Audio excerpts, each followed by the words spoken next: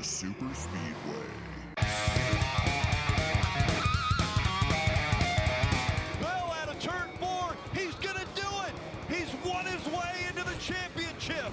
Let's go get us a championship. And the fight for the points right at the line. The one of Chastain past Hamlin. It was a video game move off into turn 3. He put the car against the wall wide open all the way around turn 3 and 4. He had to win, and he's going to win. Here comes Christopher Bell. He'll score the win. Further back, Ross Chastain. Chastain did a video game move, drove it and never lifted. Put it against the safer barrier in turn 3, never lifted all the way around the turn, and Ross Chastain passes Denny Hamlin. Ross Chastain will get into the playoff. I guess we just lost on that. Well, I've never seen anything like it, but Bell wins, he's in the one Hail Mary defense in 3 and 4 and got it. Oh my God, coming to the checkered flag, I can't believe what I just saw. That's literally the coolest thing I've ever seen in my life. That was straight video game, but hey man, way to never quit. I would have known that would have worked, I would have just done that last 8 laps. Welcome to episode 260 of the Super Speedway podcast, recorded Tuesday, November 1st, 2022. I'm your host, Eric Young, and I'm joined, as always, by my co-host, James Cush. James, I don't think we got anything to talk about today. Oh, my God. So that always tickles my funny bone whenever somebody drops the oh, my God. Yeah, right. Like, it gets me every time. But, Eric, yeah, we don't have anything to talk about. Only, the moment in NASCAR that actually stole the sports media's eye for a few hours on a football Sunday. Holy crap, Ross Chastain. What a day. What a race. How many times have you watched it? Oh, 30, 40. It depends on what I can't get enough. I can't get enough of it. No, all of it. Yeah,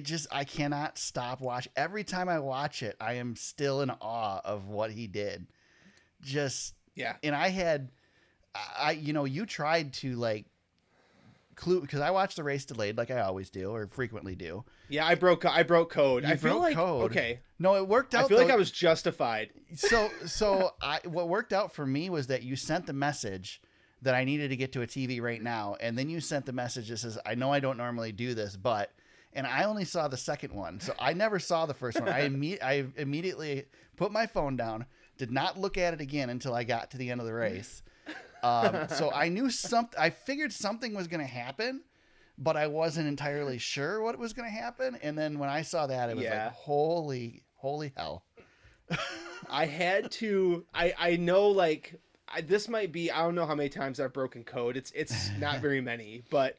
I felt like it was such a moment that I had to share it with you immediately. Yeah. I'm like, this is worthy of trying to get Eric's attention. I know he's watching delayed, but I had Eric, I can't remember the last time this happened. I had the shakes because I was so excited by what had just happened on the track. It was incredible, absolutely incredible. My heart was the Hail Melon afterwards. It was like, holy crap. I've never seen.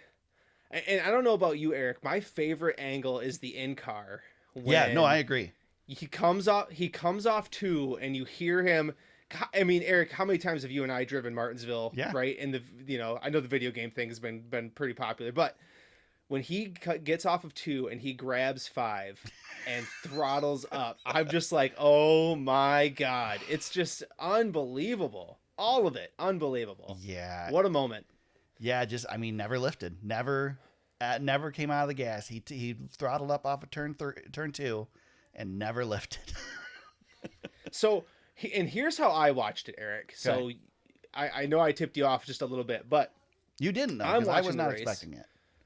You did good. You hid. I'm proud of you for not seeing this, especially as popular as it was. You could have literally saw it anywhere. Well, and it was that big of a moment. I went on Facebook and I was loading because I went to a hockey game and I was putting pictures up, and I saw on Facebook relive Ross Chastain's incredible something, and I immediately swiped off. It's like, okay, I don't want to know, but nothing prepares you for what he did, and I saw that, I got to that point in the race, and it's like, well, I must have misread it or something. Like, obviously nothing's going to happen. And then that happened, and it's like, oh, now I know what they were talking about. The visual of it is so hilarious because it looks like he's fast forwarded on your TV and everybody else is just going slow. It's so unrealistic and ridiculous. I couldn't even. But so how I watched it, Eric, was I'm watching Hamlin and Chastain duke it out with 15 to go, right? Hamlin's giving him the business, and then Hamlin starts picking guys off. I'm like, well, all right, I'm settling in. I'm like, okay, well, I'm starting to think about the final four. I'm like, okay, Hamlin's in.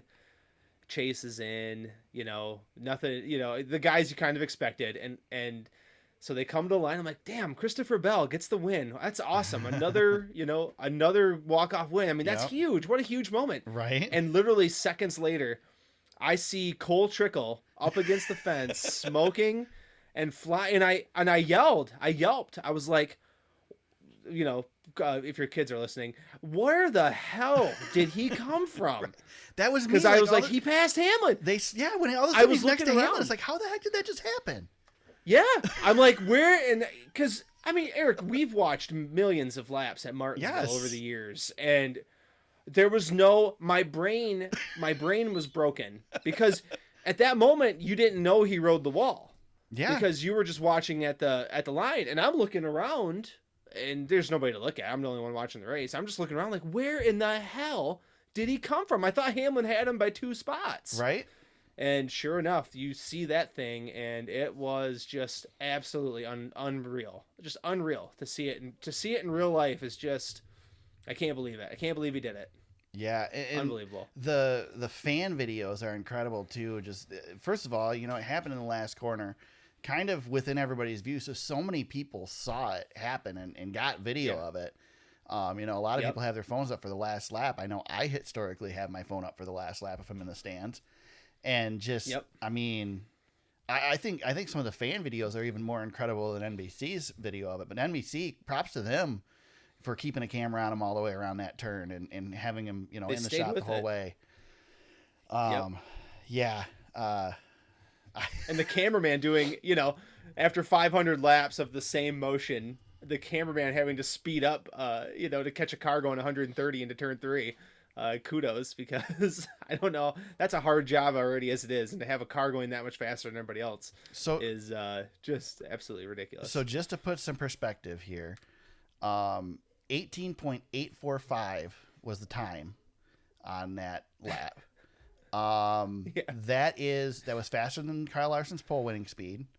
It was also faster than the track record set by Joey Logano in March 2014 of 18.898. That's incredible. Yeah, I think it's about the second fastest time ever run at Martinsville outside of the modifieds. Cars don't average 100 miles an hour at Martinsville. He was over 100 miles an hour. Yeah, you're talking a turn that I would say they get down to probably about 60 in that turn, and he was doing about 150. Yeah. I mean, that's why it looks like it's fake. It looks like a fake video because you've got this car just flying around the outside of the track, and it looks like it has to be a mistake. Yes. Well, and that's what I was listening to Jeff Burton, and Jeff Burton said he said I had a millisecond's thought that he hung a throttle. Yeah.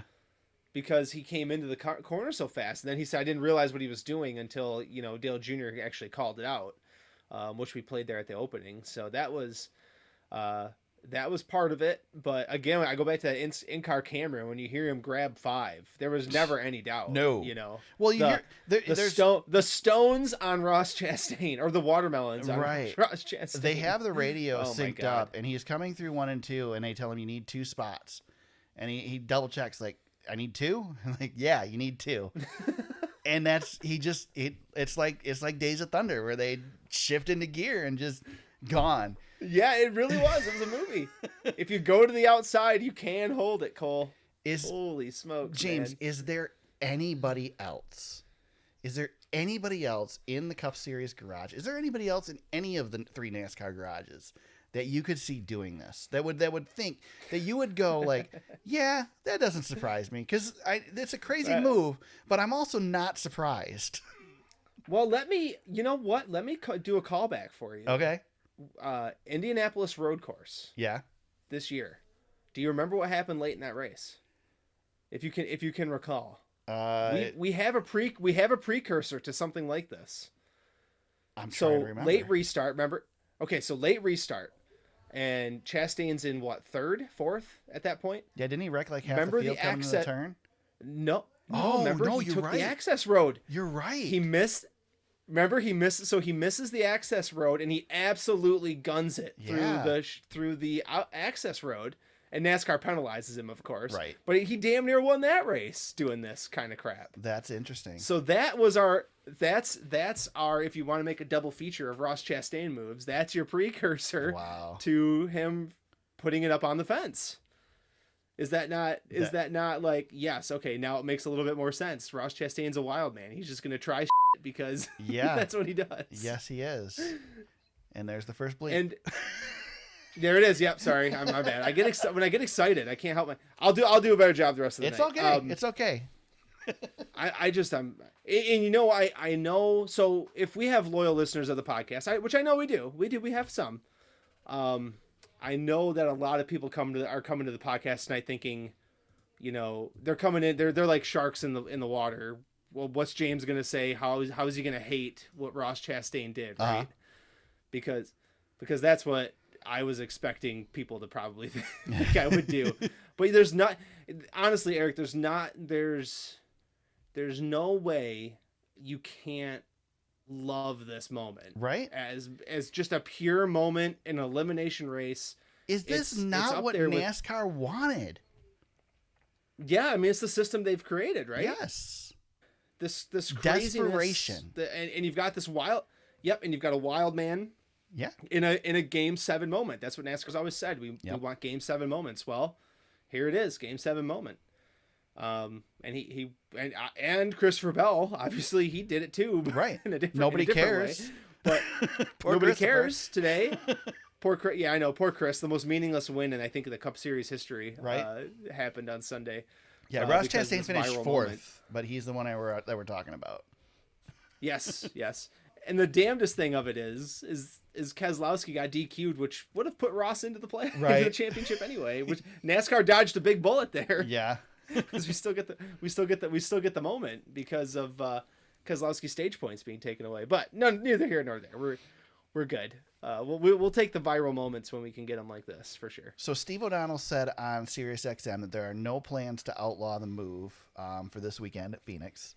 But NASCAR is going to look at it in the offseason, and as they do with other rule changes or possibilities, and discuss whether there needs to be a rule against it. Kyle Larson, ironically enough, said it was an embarrassment to the sport for a move like that. Ryan Blaney had things to say about it, did not like it. I think most of these guys didn't like it because they didn't think of it.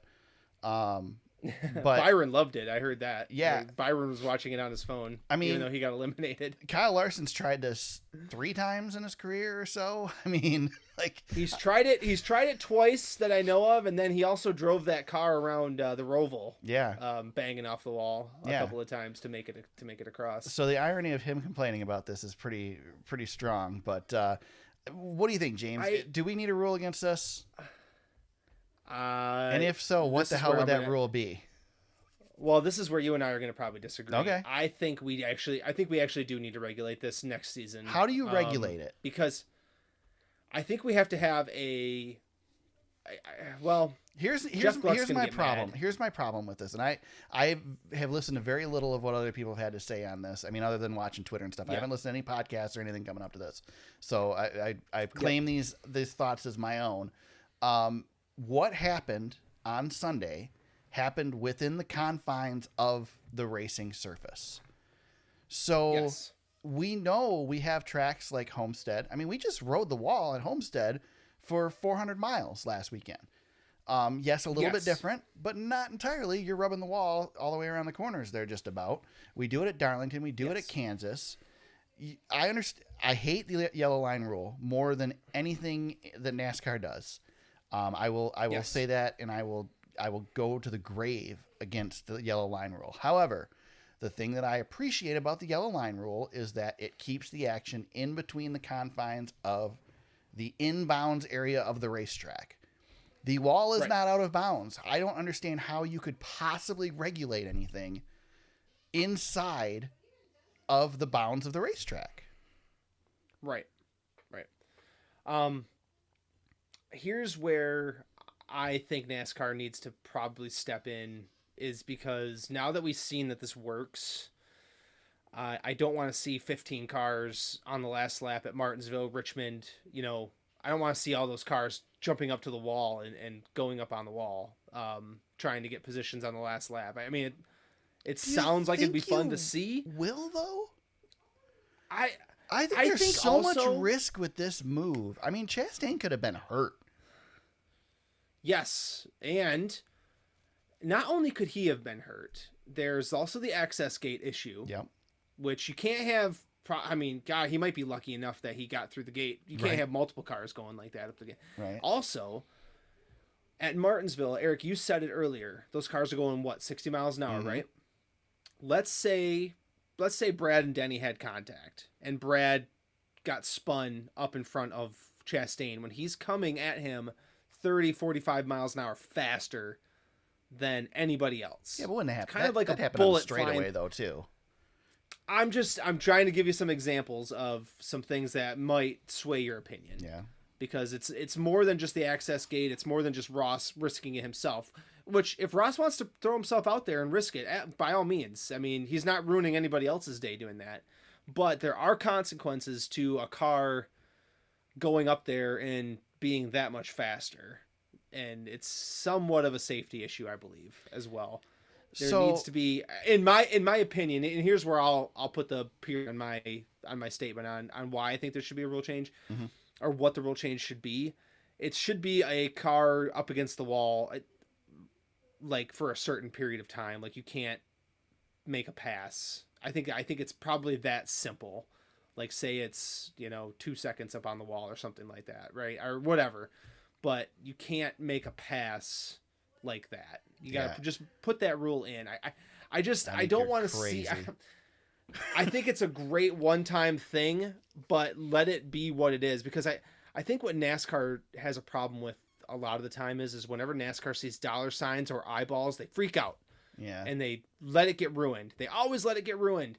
This is a chance to kind of let this be a moment and let it be what it is. James, and I don't think we need to see it move forward. I have a question for you. Yes. What was the milestone this weekend at Martinsville? The 75th anniversary? It's the 75th anniversary of Martinsville Speedway. 75 years Martinsville Speedway has been raced at. Cup Series is raced there at least twice a year for 75 years, pretty much. Yes. How many times have we seen this move? Oh, this is the only time. One time in 75 years. How many times... just off the top of your head right now, how many times have we seen the video game move attempted in the last 20 years in NASCAR? I'd say 4 or 5. Yeah, 4 or 5 times. And how many times has it worked? Once. Well, depends on what you. Once. I guess it depends on what you say. Work. Yeah. So, yeah, I mean, Kyle Larson almost made it work once. But yes, you're right. It's only worked once. That's right. I think we worry about legislating against it if it becomes an issue. But I honestly don't think. I realize this car is a lot stronger, but I still think that there's a lot that needs to go right for it to work at Martinsville alone. And I think Martinsville is one of maybe 3 tracks in the series that it could potentially work at. I don't think they're slow enough in the turns at Richmond for this to work at Richmond. I don't think we already know this won't work at Darlington. It works in EA NASCAR, I'll tell you that. Well, yeah, right. At Richmond. We know this doesn't work at Darlington because it's been tried multiple times at Darlington. It almost did with Kyle Larson, but it didn't. He really, I mean, that was our first eye opener, right? That was close. He really almost made it work. And then he and Sheldon Creed tried it again this year in the Xfinity Series, and it didn't work. Yep. And I mean, we know it doesn't work at Kansas. It's not going to work on any big track. It's not going to work at a 1.5 mile track.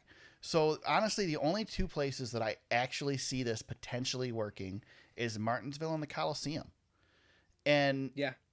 and the Coliseum, I believe, has a crossover opening. I can't remember if that closes or not in turn 4. So that probably takes that out of the equation too. I think the chances of the tire hooking the wall and slowing you down more, not to mention the fact that everybody knows this move is coming now and they're all going to run the outside and block it. I mean, all you got to do is run wide in front of the car going into turn 3, and they can't do this move. Any loss of momentum will end this because they're losing momentum all the way around the turn because they're dragging. Right. I just don't think it's. I think the PR of putting a rule against it is more negative than the possibility that it might actually happen again. Look, I don't want to see it happen again either. I think this should be a one-time thing. I don't honestly think that enough people are going to risk it to do this. I mean, it's just like, so I lied because when I said that I didn't listen to anything. I would listen to a little bit of Sirius today, and Chocolate Myers pointed out, and we're going to talk about it, what Ty Gibbs did in the Xfinity race on Saturday. And that has been an opportunity for every single person running in second place ever. Mm-hmm. And most of them don't do that. And I think this is the same thing with this. I don't think most of them will do this. I think even knowing that it worked, I don't think most of them pull this stunt because it's dangerous. Do you ever think that somebody like, I got to give you a decent example. I can't say Cody Ware. Do you ever think that somebody like Cole Custer, for example, let's just use him as an example, I guess, middle of the pack guy, he goes out on qualifying day and goes out there and grabs the first pit stall because he just bonsais it in qualifying. Do you ever think we'd see something like that? No, because now you're destroying a race car to do it. You're going to start at the back. That pit stall is not going to do that much good for you. I think there's too much negative to it. The only way this works is on the last lap. The only way it works is if you can win the race with it, or you can advance in the playoffs with it. So now you just took it from 2 races where it can occur to 1, because you're not going to do it in the spring at Martinsville. You're only going to do it in the fall. And then again, now you're only talking the guys that are within distance to transfer or win. There's so few people that even are going to benefit from it. No, I don't think it's an issue. I do not think this is an issue. Mm-hmm. I could be wrong. And if I am, then I will be the first to say, yeah, okay, it's time to make a rule against this because this isn't racing. But I think it's going to be tougher to regulate it than it is to just let it go and see what happens. Yeah, and that's NASCAR's history. Look at the dog leg at Phoenix, James. We let them run all the way down to the inside. When they first did that, I was like, this is stupid. It's going to be a problem. Guess what? It hasn't caused an issue. It just makes it racing, you know? Yep. And I think this is just part of Martinsville. You know as well as I do that if you leave something up to NASCAR's judgment rather than making it black and white, you're going to run into problems. Yeah, exactly. And I don't want a yellow line rule. I don't want a push rule. I want it to be clear as day if there is a rule. Right. And I did my best to try to devil's advocate and argue that this should be outlawed, but it's so hard to even think of the way to do it. You can redesign the wall and make it not beneficial. Sure, you can put a bump in there or something. I don't know. You figure something out. But it's I wonder too, like how much the safer barrier being what it is plays into this versus concrete. I think the fact that you've got a safer barrier that's metal, there's a lot less friction than concrete, and then you've got a race car that is a lot stronger. Well, and think about the tires too, Eric. You've got giant rims on these tires now, where we used to have more rubber than rim. It seemed like this move, I promise you, would not work in the Xfinity race. No, and it wouldn't work in the truck series or any of that either. You know, you couldn't do this in another series. I still stand to think that. Okay, so I saw a couple of videos of people with iRacing trying this, and a couple people did it, and they said that it even took them multiple attempts on iRacing. So if it takes multiple attempts on iRacing, where in theory it should be easier to do this, I think this was a perfect moment, and I don't think we really are risking anything by letting it continue. The thing that has boggled my mind a little bit is that this move was so big that Ross Chastain has become a household name. Yeah, we've known him. we have known him all season as a little bit of a pariah. This rags to riches season that he's having. I mean, it's been an incredible season for him, no doubt. Yes, exactly. Exactly. And that's the thing, like, he's been controversial all season, but he is who he is. He's you know, his the way he drives rubs me the wrong way. It still will. You know, but when the guy takes everything he's got, and I disagree with Justin Mark. Justin Mark said that Ross cares more than anybody else, and I do disagree with that because I think all these guys all care a ton. But you're working as a pit crew member for Trackhouse and Ross Chastain's team. You are dang sure, you know, aware that guy is always going to give you every single ounce of everything he's got from here forward for the rest of his career. Yeah. He is a made man in the eyes of his team and in the eyes of his fan base. And now he's a little bit of a household name because of this viral moment.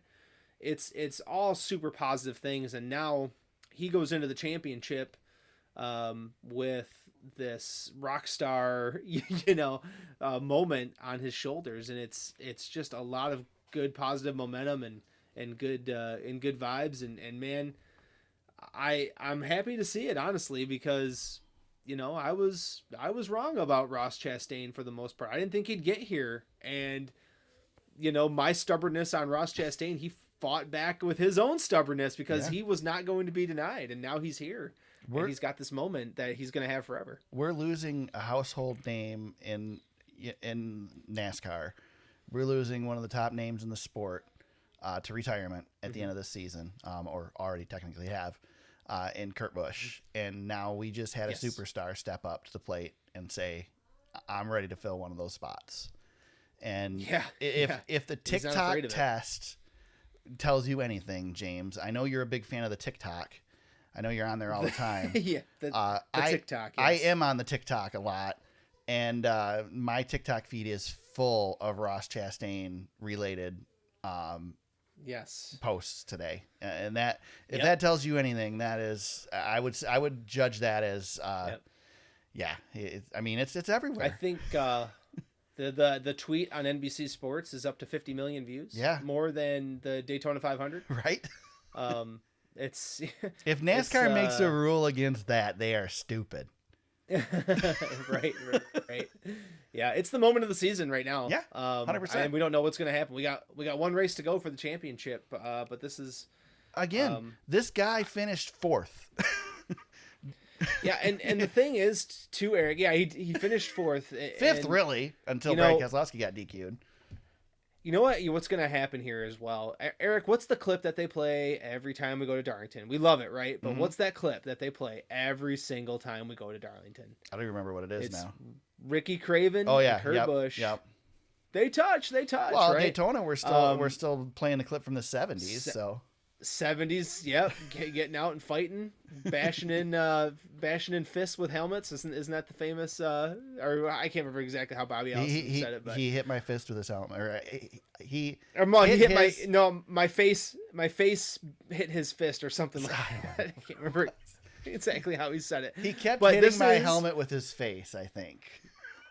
Eric, as long as NASCAR's around while you and I are alive, we're going to go to Martinsville, and this is going to be the clip every single time, twice a year for the next 75 years of Martinsville racing. It's never going to stop. This is one of those all-timers that we're just going to have to shrug our shoulders at and be like, yep, that I remember where I was. I remember watching my TV, immediately texting you, and being in my living room. I'll never forget it. It's a moment in time that you just snapshot in your life as a fan of sport. Yeah. And you'll just never remember it. I mean, he stole an NFL Sunday for a little while. Right. It's pretty impressive. We don't get that very often. That's for sure. It's just these moments that happen over the years that just stick with you. I mean, this is right at the top of that list. It's pretty incredible. Yep, absolutely. Let's talk about Christopher Bell, James. Christopher Bell gets himself a win, walk off. What, 2 minutes? Yeah, second walk off of the season, second round in a row. Advances to the final four. I put in the notes, nobody cares, but Christopher Bell's going to race for a championship this weekend at Phoenix.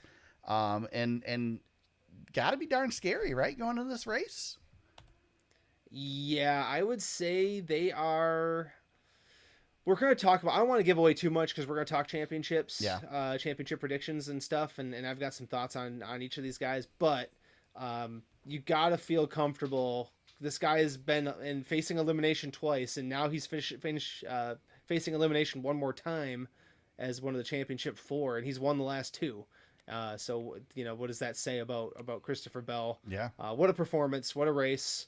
Had to battle, had to earn it. And did. I mean, it was well earned and, showstopper. That's what he does. I don't know about you, but it kind of felt like he just got the lead, toward the end of the race. But he led 150 laps of this race, so I mean, he had a good car all day long. Finished 6th and 5th in the first 2 stages, so he was up front. Yep. So yeah, and Denny Hamlin led 203 laps on the day. I would imagine Denny Hamlin, when he was battling with Ross Chastain and had the opportunity to pull the trigger and finally give that payback, probably wishes he would have done it now. Oh, man. I have some thoughts on Denny Hamlin, let me tell you. I told you he wouldn't do it. I told you he wouldn't do it, James. You told me he wouldn't do it. He had the opportunity to do it, and he didn't do it. I've always been hesitant to cross him off as never being able to win a championship, and I'm ready. I'm ready to draw the line through his name. It's done. I think it's done for him. Yep. He couldn't keep Ross Chastain at bay, and here we are. But he said before the race, in some of the media availability, that anymore with this system, that it feels like you shoot to make the Final 4, and that is the successful season, is make the Final 4. And the championship is just what happens. Well, guess what, Denny? He didn't make the Final 4 either. So yeah, he's posturing, that's for sure. Yeah, right. So, yep. He's not holding back. No, he's trying to defend his legacy as much as he can. Yeah, I mean, he's a Hall of Famer. There's no doubt he's a first ballot Hall of Famer. Yep. He's definitely, his career is nothing to sneeze at. I would take his career any day, and he still has a legacy to set. He had a great career. He's not done. I mean, he's had a great career. Well, and he's got the ownership side of things too. So, Yep.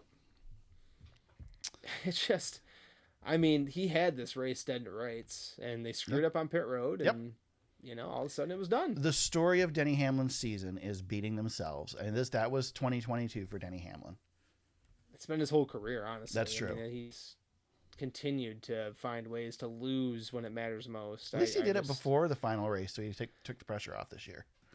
Right. Yeah. Yeah, I mean, part of me hates it for him, but part of me is like, I wanted him to get the damn thing. He needs a championship. Part of me, I know he does. He needs it for his resume, or else, he's, first line of Mark Martin, greatest to never get it done. So, I don't know. On the other end of the spectrum, on the out to lunch spectrum, his teammate Kyle Busch, man, 2023 cannot come quick enough for Kyle. Oh my God, dude. I mean, he was, 4 laps down before the end of the first stage? He was so bad. Driving around on bad tires too. It looked terrible.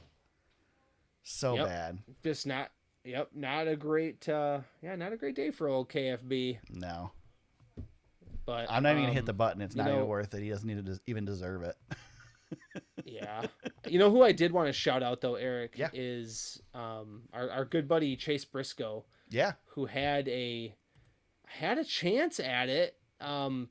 They screwed up on pit road and had some equipment come out, and that ruined his day.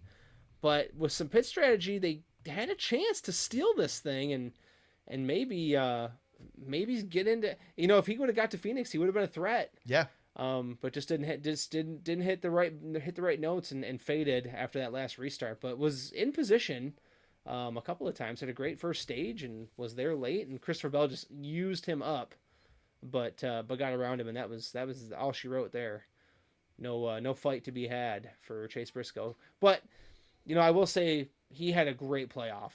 Yeah. What a great start. I mean, just made it to the round of 8, and that's a great learning experience for him. So. Definitely better than William Byron. Right. I don't even know what to say about that. Just never had it. Yeah, no. Never had it, and that was the end of their day too. Yeah. We mentioned Brad Keselowski. Brad Keselowski gets the disqualification after a 5th place finish, or 4th place finish, I think was where he ended up. for not meeting minimum weight at the end of the race. I mean, they're there. They're showing their stuff, but maybe that's why he was there. Another penalty. Yeah. Yeah. It sucks because I was really pumped to see them running good again. Yeah. I mean, that was another thing that I heard on Sirius. Let's look at the final point standings and look where Brad Keselowski ends up, because he'd been about 150 points better than that without the penalties. So. Yeah. But, I mean, they're taking a lot of risks. Yeah. That's what they're doing. Yep. And, I mean, they've certainly improved as the season's gone on. I think he's going to be in the conversation next year at least. Yep. I think so. I think they're going to be a lot better. They got to win as an organization and showed some speed here and late in the season. I think they're going to come out strong next year at Daytona for sure. Absolutely. Yeah. Yeah, I agree. Christopher Bell, it's his 4th victory in 107 NASCAR Cup Series races. 3rd victory and 19th top 10 finish in 2022. First victory and 2nd top 10 finish in 6 races at Martinsville Speedway. Harrison Burton was your highest finishing rookie in 12th place. And your final 4 for the NASCAR Cup Series are Joey Logano, Chase Elliott, Christopher Bell, and Ross Chastain as we head into Phoenix. Yeah, Eric, one thing we didn't touch on, we probably should really quick. I think we've seen the last of Tyler Reddick for the season. Yeah, that's right. I did skip over that in the notes by mistake. Nope, it's okay. I wanted to just mention it because, and we don't have to spend a lot of time on it, but he wasn't feeling very well. And it hasn't been communicated to us as concussion-like symptoms, but boy, his head hurts. Sounds a whole lot. Sure does sound like it. And they had contact on a restart or early in the race, and Reddick just pulled off. Said his head hurt, he couldn't drive, and the team told him to park it. And I think two things I'm going to take away from this, and I don't know how much you saw, Eric. I know you were catching up, so if you know any of this or whatever, feel free to hop in. But number one thing that I saw was Richard Childress and him had a genuine moment when he got out of the car, which I really appreciated. And sometimes what you see in the media is not quite how things are going on the back end of things. Right. There is some respect and admiration there maybe. Number 2, if Tyler was having issues after Homestead, I'm wondering if NASCAR has got to do a better job of some sort of a concussion protocol for these guys after wrecks during the week now. He did say especially he got with the way hit this car is in the rear at Martinsville too, so it might have been a Martinsville issue and not not from Homestead. It could have just been. It could have been something from Homestead that was triggered by the Martinsville hit and wasn't a problem prior to that hit. Right. I mean, obviously we don't know much because it's been very hush-hush about it to begin with. But yeah. I don't want to speculate too much on it. But yeah, it's just another example in this car of issues, and maybe it's drivers being aware of their situation. I mean, you also have, Tyler Reddick's really not, he's not in any position to really race for much at this point. He's leaving the team. He's, I'm sure he's not in meetings anymore with the team and all that. So, like, if he's not feeling right, there's really no reason for him not to step out of the car, other than whatever sponsorship, things he has. But I don't know. It's still, we've seen so many drivers get out of cars hurt this year that it's crazy. And it's startling. And what is NASCAR doing, right now for him? There's not a whole lot of communication there. Like, isn't there a protocol that we can get these guys some help? The head injuries are not, gosh, Eric, we lost Kurt Busch for the rest of his career, and Alex Bowman got eliminated because of this. And I don't know. I just feel like we got to have some sort of structure here. You can't put this on the drivers and teams because they're going to go out there and they're going to try to compete. Right. You got to do something to get them out of there. You know what I mean? Yeah. Yeah, I don't know. We'll see. It's tough for sure. I'm not an expert on the field for sure. That's the thing. I'm not trying to say I know exactly. NASCAR very well could be helping him out. I don't know, but hopefully there sure isn't a lot of communication on it. Hopefully we fix the car in the off season and we don't have any more of these issues. We don't have to worry about it. This is getting to be ridiculous, man. We're got some talented guys that are getting banged up here. Yep. One more thing before we leave the Cup Series. I just wanted to kind of praise Goodyear for bringing a good tire here. and at least making the race something. I still think there's a lot of work to do at Martinsville. I think without the ending of this race, we would really probably be doing a lot of complaining about what we saw on Sunday. But Goodyear did bring a tire that at least after 30-some laps or whatever, made it a little racier than what we saw in the spring. It was better than the spring, but it still wasn't what we want at Martinsville. I don't know what your thoughts are, James. No, absolutely not. Yeah, no, it was fine. I mean, there wasn't a whole lot of passing going on, but some guys could move. Like Hamlin was really good. He could move. He could make passes, and even late in the race, he was making passes. Yeah. It doesn't have to be easy to pass, but you need to be able to. And at least these guys figured out how to use the bumper, get people out of the way and stuff too. Of course, they have to hit a lot harder than they used to before, and Reddick had his issues, so who knows if that was a factor there. But I don't know. It was. I figured the racing would be better just because of what was on the line, and that didn't disappoint. But there's still work to be done at Martinsville. Yeah, absolutely. And hopefully they keep working on it. Keep getting the car better, keep getting the racing better. We'll have that wet weather set up for next year, so we'll put sprinklers on the track and make it slick track. Yeah, put the slicks in the corners. Yeah. Let's see how that goes. Yep. That's what they do with go-karts. You just water the track down, make it interesting. Yeah. Let's do it with the cup cars. Yeah, one of our local go-kart tracks does that. There you go. Yeah. NASCAR Xfinity Series was in action on Saturday. The Dead on Tools 250. The driver of the Ty Gibbs Racing team, according to Noah Gragson, gets the win. Ty Gibbs wrecked 2 teammates to do it. Really. And then compared himself to Jesus Christ himself. Yes, he did. Ty Gibbs officially became the villain of NASCAR this weekend. He's got it now, buddy. He was there already, but he's there now. Well, and he did that asinine burnout afterwards, which really was. Well, and then gets out of the car really and deafening. encourages the booze. Man. Grandpa says he's gonna get punished for it, James. So I feel sorry for this kid and the punishment he's gonna receive. He's gonna get himself a cup ride, nice contract. Take his banky away. Yeah. He's gonna get a Cup Series ride next year, full time. What a punishment. Eric, so all right, let's. I don't know where you want to start with this, but what did you think of the move on Brandon Jones? What are your thoughts? First of all, when Ty Gibbs was told that it's too late in the race to do the teammate move, right? I interpreted that as probably everybody else did as, dude, we can't say it on the radio because we're gonna get penalized if we do it. Not you have permission to wreck the guy. Not you can beat him. I did not think there was any way in a million years that Ty Gibbs would win that race, let alone wreck Brandon Jones to do it. It was one of the most. It was the most shocking move of the weekend until we saw what we saw on Sunday. But Ty never took a racing line. No, that's what stood out to me. Wrecked Brandon Jones. Yeah, and you know what upset Grandpa, because we've talked about this on the podcast before, Eric, when it came to Kyle Busch getting the boot from Joe Gibbs Racing. Mm-hmm. Grandpa loves his sponsors. Yep. And you cost his sponsors a shot at the championship floor. Grandpa not going to be happy about that. Yeah. Yeah, completely. Like one of the most dirty wrecks I've seen in quite a while. I haven't seen a blatant, and your teammate too. And so much to be had at Phoenix. I don't know, man. That was rough. Noah Gragson became really rough. I became a bigger Noah Gragson fan after his comments after this race than I already was. He's something else, man. And then there was video today that surfaced. It was him and one of the MRN guys, I can't remember who it was, in the back of a pickup truck doing a interview over a loudspeaker at Martinsville on Sunday morning.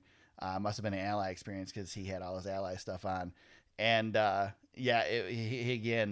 asked him about it. Some of the fans asked him about it, and he says, "Listen, we had meetings all week at Junior Motorsports leading up to the weekend," and he said, "There is no way if I was locked in and my teammate was running for the win that my teammate wouldn't be getting into the playoffs. There's no way." Right. Yeah, and that's the thing too. I don't mind if Ty Gibbs tries to win the race. You can never begrudge a guy. You never want to see a guy let another driver win a race. Right. But we understand in NASCAR there's team things.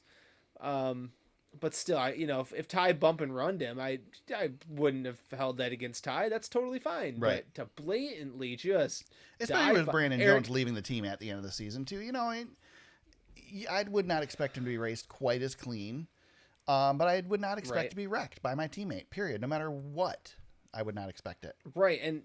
And no offense to Ty Gibbs, I know he's super talented, but if you pause life in that moment and you swap Ty Gibbs out with me, I could do the same damn thing that he did there. There was nothing talented about driving your teammate into the wall. I mean, there was just nothing there. But now you've got, instead of having a Gibbs JR, Motorsports showdown at Phoenix, now you've got 3 Junior Motorsports cars up against 1 Gibbs, and it's just I feel like he made his day a little bit harder. And you got the 19 car, probably isn't going to make it easy on Ty this weekend either.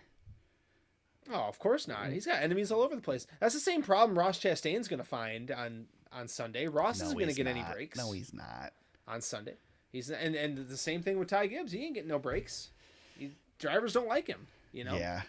Yeah, no. I have no respect for Ty Gibbs. I mean, I'm kind of excited about him coming to the Cup Series next year because he's not going to be able to pull this stuff there. No, and he's already tried to pull stuff in the Cup Series and gotten in trouble. Yeah, should have been sat out for it. I still say. Yep, absolutely. Yeah, I do too. Yeah. He's got a lot to learn, man. He's just it's troublesome to me how immature he is. Mm-hmm. He's super talented, but he don't belong out there. With the big boys. I hope Gramps realizes what he's got to deal with now, because you not only have a driver that you have to control like a Kyle Busch, or he's had drivers. Tony Stewart. He's had drivers like this in the past, but they haven't been his family. It's different when it's family, and they haven't been so blatantly. I don't know. They're just he's bratty. He is. Very that's bratty. The best way I can describe it. He is bratty. Yeah. And I honestly, I don't know if he's just bored in the Xfinity Series because he's not getting the work, because he's up front all the time with that good equipment. But man, oh man, I don't know. That was rough. That was rough to watch. Yeah. And honestly, I will say this. I am glad he's embracing the villain role, because Kyle Busch never fully bought into it. Right. But Ty seems to be okay with it. Yeah, if you're gonna be an ass, at least own it, and he does. He's gonna regret it. He will regret it. Oh yeah, it's gonna cost him. There's gonna come a time where he's a legit championship contender in the Cup Series, and it's gonna cost him a shot. Well, I mean, it costs Kyle. There's only so much booing you're gonna be able to take too. I mean, this isn't like, as much as people want to say it's, you run the similarities between this and like WWE or whatever, it's designed that way. The script is written that way. You know what to expect, and it can be switched at any moment. It's not like that in NASCAR. These are real feelings. These are real people, and he's going to have enough of it at some point. And he's really stacking the deck against himself right now. Yeah, not great, man. Not great at all. Meanwhile, though, his moves Justin Allgaier into the Final Four. So Justin Allgaier, as you mentioned, is the third JRM car. Josh Berry already locked in. Noah Gragson locked in as well. And Ty Gibbs are your 4 drivers racing for the championship in the NASCAR Xfinity Series this weekend at Phoenix. We should mention Justin Allgaier and AJ Allmendinger had some tough racing, and that probably cost AJ his shot to win a title here, but they had good admiration for each other. They're not don't hate each other. So they raced each other hard, and I think raced each other with respect, despite the fact they were bouncing off of each other. Very opposite of what we saw with the teammates. Probably opposite also what we saw with Austin Hill, who was a little frustrated after the race and went after your buddy Myatt Snyder. Myatt Snyder. Matt. I even texted you, guy. I texted you after the race. I'm like, Matt. Yeah. Austin Hill not penalized by NASCAR, by the way. Nor was Ty Gibbs for his move. But yeah, so there you go. That's the NASCAR Xfinity Series. Anything else with that one, James? No, man. I think we spent so much time on Ross Chastain, so. Well, we had to. We did for sure. Yep.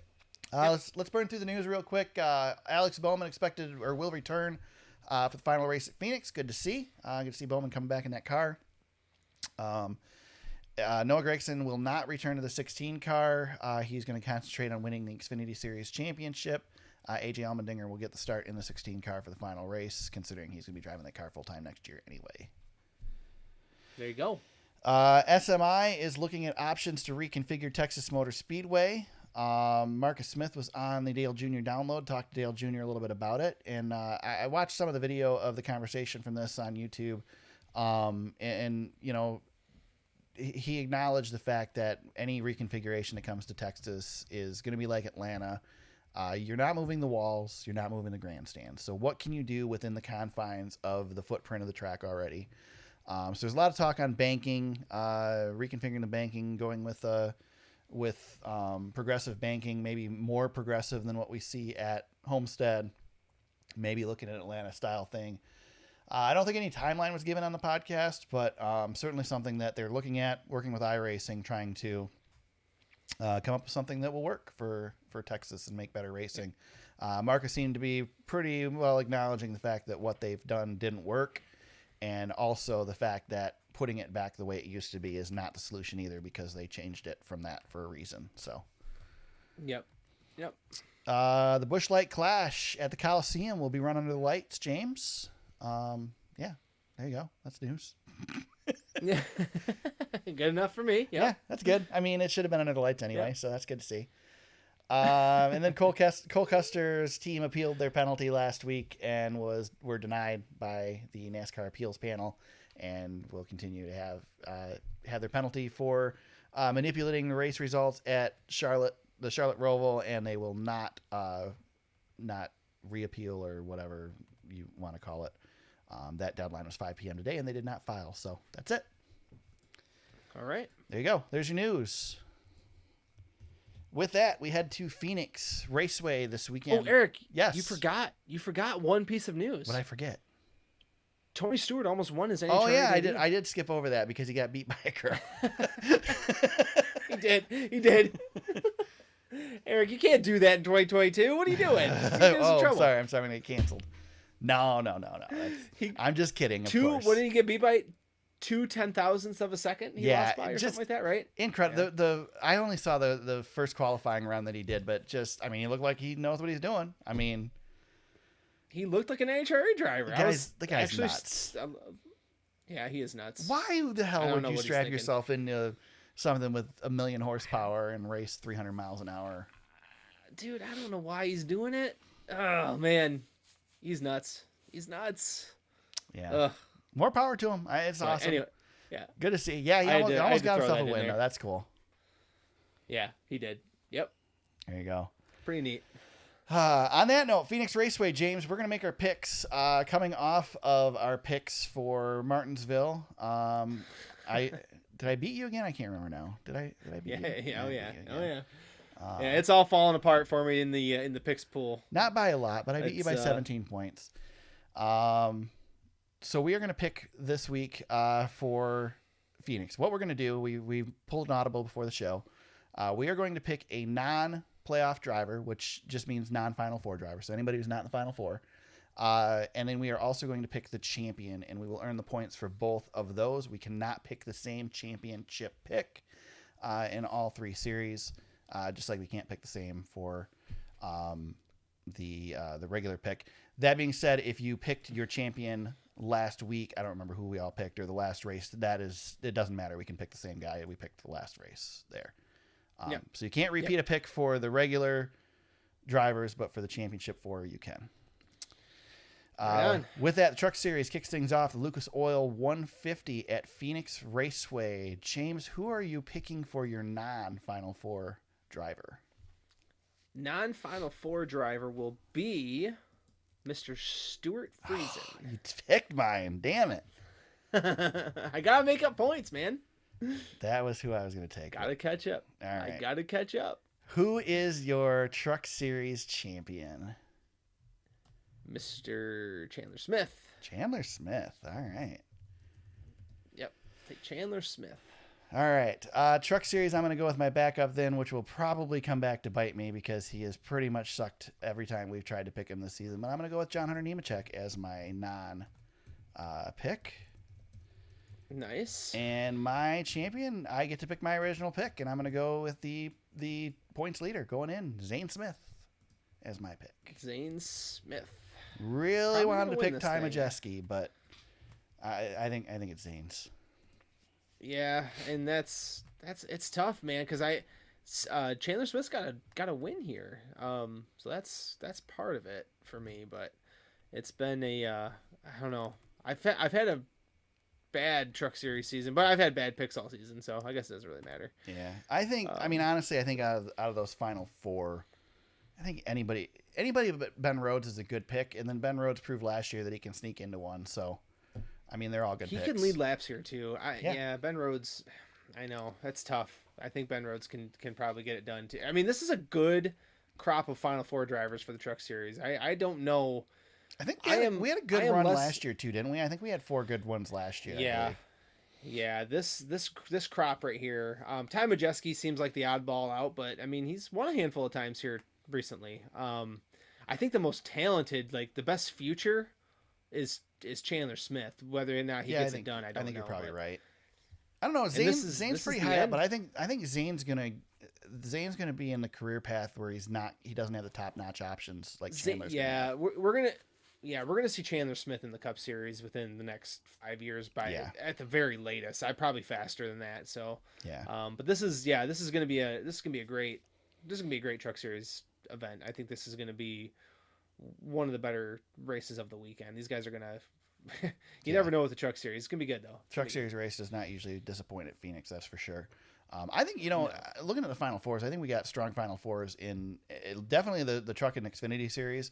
I think the weakest Final Four is the Cup Series, but the fact that 2 guys threw Hail Marys to get into it makes it more interesting. So I think all around they're all good. I think as far as deserving as based on their performance throughout the season, I think Trucks and Xfinity take the cake on that aspect. But the Cup Series is no slouch either. So NASCAR Xfinity Series, it is the NASCAR Xfinity Series Championship race. James, who is your pick for your non-Final Four? Non-Final Four. Oh, man. Well, I can't pick him. I would like to have taken AJ Allmendinger.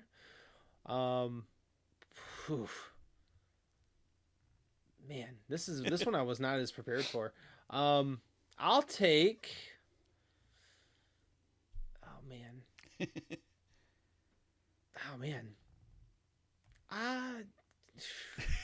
Give me jeez, oh Pete's Jim. Give me Austin Hill. Give me Austin Hill. All right, you picked one of the 2 I was going for, but you didn't pick my main one. Yeah, I'll take Austin Hill. How about championship? I know this one. I pretty much can probably pencil this one in, right? It's got to be Noah Gragson. Yeah. I'm sorry. I know you want him. I do want him. But I'm going to give you Ty Gibbs. But Noah's it's been his season, and if he doesn't get it done, it'll be a disappointment. So. All right. For me, I am going with my first pick, and I'm going to go. He probably is going to have more on his mind than winning this race, but maybe he wants to come out and prove a point and win this race. So I'm going to go with Brandon Jones as my pick. Interesting. In the race. And for the champion, you know what? I'm going to, out of principle, I'm going to go with Justin Allgaier. He's in the Denny Hamlin seat. Yeah. First of all, I want Justin Allgaier. In all honesty, I want Noah Gragson to win this championship. But I would like to see Justin Allgaier get himself an Xfinity Series championship. I don't want Ty Gibbs to win it. So plain and day, I'm not picking him. Ty Gibbs, man, has anybody fallen farther than Ty Gibbs in our? No, man, because we were high on him at the beginning of the year. We were excited about him. Yeah, we were excited about what he could do. Yeah, jeez. Yeah, he ruined that. He ruined it this weekend, especially. He didn't ruin it. NASCAR Terrible. Cup Series Championship race on Sunday from Phoenix Raceway. James, who's your non-Final Four pick? Well, this is the easiest one. Yeah, I I'm know where going with the you're going. guy who's actually racing. He's racing for a championship, and he can get all the points. So give me Kyle Larson. Okay. He gets to run for the owners' championship, so he's gonna probably try to stay up front, and he can score. So I'll take Kyle Larson in this instance. There you go. Who is your Cup Series champion, James? Okay, so this is where we're gonna have to probably take a minute to discuss. So part of me feels like in the deepest depths of my heart and who I think is going to win this title, I keep thinking about Christopher Bell. I just keep thinking Chris and Ross are going to be the fan favorites, I feel like, to win this race, and I just think Chris is the guy who could actually steal it. But You got two veterans. yes, and I like one of those veterans way more than the other. Okay. And I am going to say that he gets his second title. It's Joey Logano. Wow. I think Joey is going to get it done, and he'll break my heart in some way or another. But Mr. Logano, he won the very first ever race with this car. Why not be the first champion? I have a strong feeling that Joey, they clinched early. They've been massaging this piece for a couple of weeks. Joey's always Getting it dangerous. ready. Always dangerous. I know, and I just feel like with something on the line, I mean, this is the moment that Joey Logano lives for. He could join the multiple champion club. I don't like how Chase Elliott's been racing. I think he's probably, in the same spot he was in 2020, and that's probably a dangerous thing because we didn't think much of him in 2020, and the guy dang near, he took the whole thing. So, that being said, I think, but I do think, here's this pick for you, Eric. I think Kyle Larson probably wins this race and Logano wins the title. What do you think of that? That's interesting. I don't know. I just don't think I think we might have our first non-winner champion situation. Yeah, I think we might too. Yep, it's up there. This is the best chance we've had. That's for sure. Yeah, I agree. For my picks, I'm going to go on, it's not really a limb, but I got 100 points to play with, so I can play around a little bit here. You do. I'm going to go with a guy that if he had a teammate in the Final Four, so let me preface this with, I was going to pick Ryan Blaney. But Ryan Blaney has a teammate in the Final Four. So Ryan Blaney's day is going to revolve more around getting Joey Logano a championship and not taking that away from him than it is going to be building up points and trying to win this race. So I'm going to go with a guy who has no teammate to help in this race. And I'm going to go with the guy who won here in the spring. And I'm going to go with Chase Briscoe as my pick. He was my second pick. Yeah, I was thinking about taking Chase. Nothing to lose, man. He doesn't care. No. He doesn't care. Nope. Nothing to lose. He very well could win this race too. That's a really good pick. Yep. He's going to go in balls to the wall. He don't care. And I'm going to go with my gut for the champion, James, because I think I picked him way a long time ago. When things started to fire off in the right direction. I think he was one of my early favorites for the championship, and I'm going to stick with Ross Chastain, the Watermelon Man, to get the championship. I do think, it is hard to do this as a first timer in the Final Four. But I think Ross Chastain proved last weekend that it don't matter. Yeah. So if there's a chance, he's going to take it. So, and what I really like about Joey Logano and Christopher Bell, and Chase Elliott. So we've got three guys with some experience here because Chase has got it done. But I think people forget that Adam Stevens is on the box for Christopher Bell. Yeah. And that dude's got a lot of wins. He's got championships. Yep. With Kyle Busch, and he knows how to get it done. And Joey on his box, he's got one of the best ever, Paul Wolf. And that's, Penske lost this championship a couple of years ago. Paul was on the box for Brad, and that team screwed it all up. Yep. Let it go, and now we've got Joey Logano in the seat. I think they're gonna keep it tight. It's gonna be a good day for Bell and Logano. I think those are the two favorites in my opinion. Yeah, I think so too. I really think Joey Logano is the favorite here. But the thing is this is not going to come easy to any of the four. There are four strong competitors for this championship in this race, and I would not be surprised to see any of them take it. So, yeah, I'm looking forward to it. I hope Phoenix doesn't disappoint.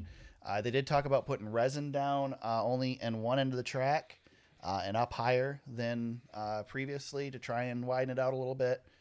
Yep. I don't know. We'll see what happens. I hope it's a good race. I think there's a lot on the line, so hopefully it lives up to expectations. But I know the first two will be good. Let's just hope Sunday is good as well. Yep. I'm excited, man. Fantasy League, James. What's Fantasy League look like? Well, we have a championship battle. Still, I couldn't get any separation from Green Eggs and Hamlin. So, but individual race results, I'll just throw those out there really quick. Our buddy Todd took the win, 271.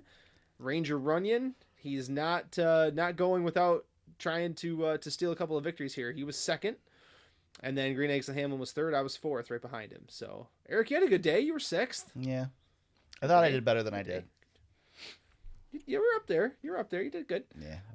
And then overall standings, I've got 66 points on Green Eggs and 76 points on Green Eggs and Hamlin for the title. So I come in, I've always been the chaser. Now I'm the one being chased. So I've got a cushion.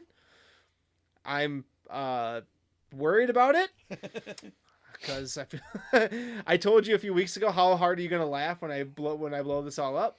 Can't wait. I hope you forget to make your picks or something on Sunday. That would be great. No, I'm gonna get them in early just in case. But the site goes down and you don't get to make your picks. That'd be wonderful. Yeah, I don't know how Green Eggs and Hamlin's gonna play it because he's got a chance. I mean, really bad day for me, and it opens the door. And then Rangers in third. So this is actually kind of fun.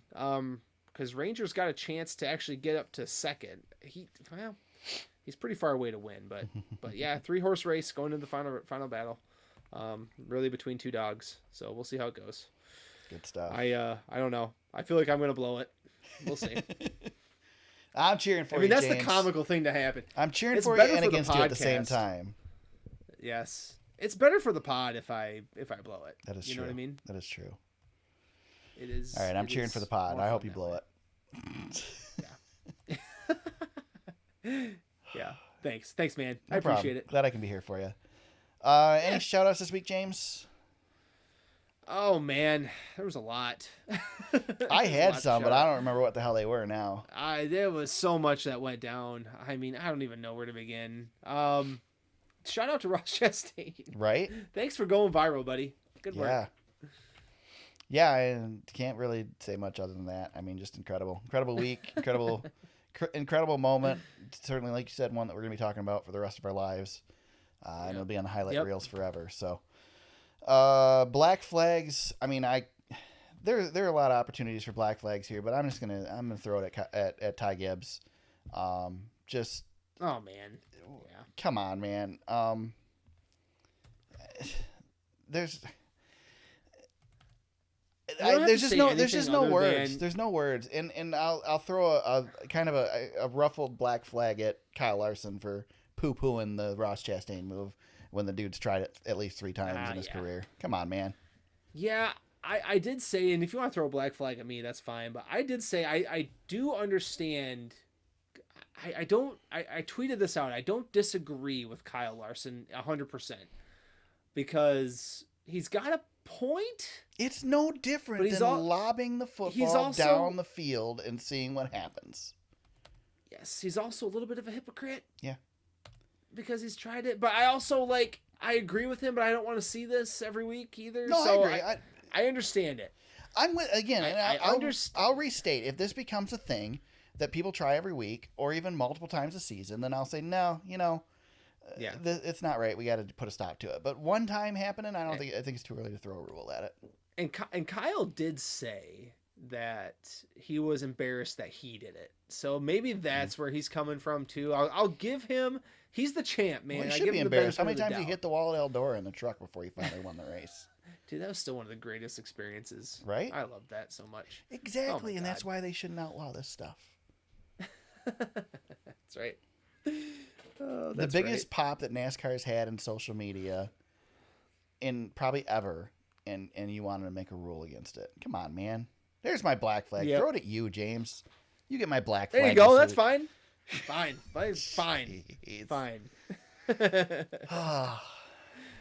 All right. Anything else? You got anything else to add?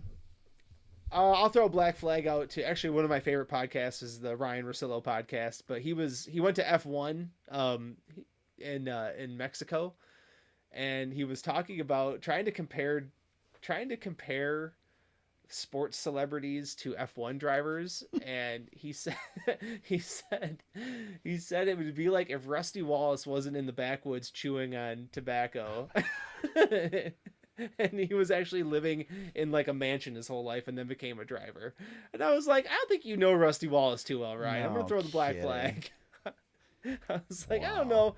Rusty Wallace wasn't chewing on chaw in the backwoods of Alabama growing up. He came from a little bit of a different background than that. But anyway, Right. So black flag.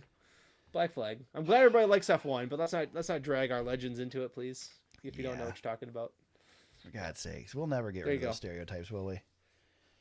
It's not going to happen, Dad. No. All right. And Sports Center. You know what? ESPN, black flag. Okay.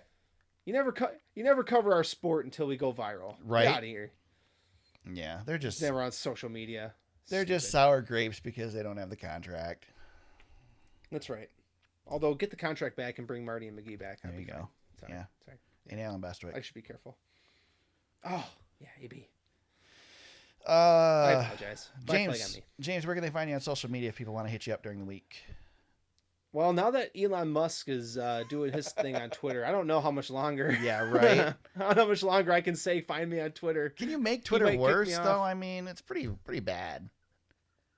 Is there any... Eric, I'm going to do this. Okay, let's do this really quick. Right.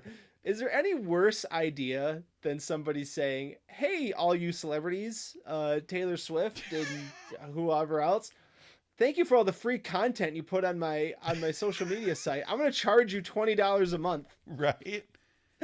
He's supposed to be a genius? Okay. How about Thanks, Stephen Elon King Musk. calling him out and saying you should be paying me? I am, Eric, the visual of Elon Musk carrying that sink around at the Twitter offices. I don't know if that visual is going to leave my head anytime soon. I don't know. I don't know, man. But for now, I think Twitter is gonna die a very painful, embarrassing death under Elon Musk. But we'll see. I would love to have a $44 billion toy. Right? Unbelievable. He's Unbelievable. gonna Anyway, for now, until Elon Musk kicks me off, James Cush on Twitter. Can you imagine when we're gonna have to start sharing our Facebook pages because that's all we got left? I'm not doing that. I'm not doing it. I almost swore again. I know you did. I know.